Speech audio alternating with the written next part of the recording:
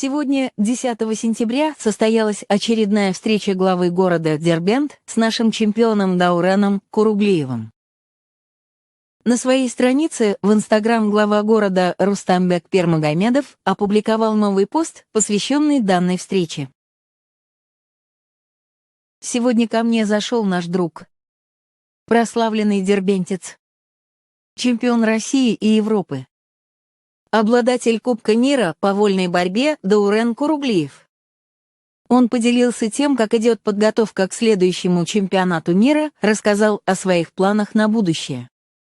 Поговорили о развитии спорта в Дербенте.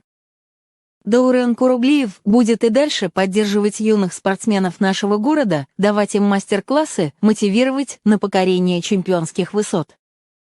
А мы со своей стороны будем поддерживать Даурена и всех наших спортсменов.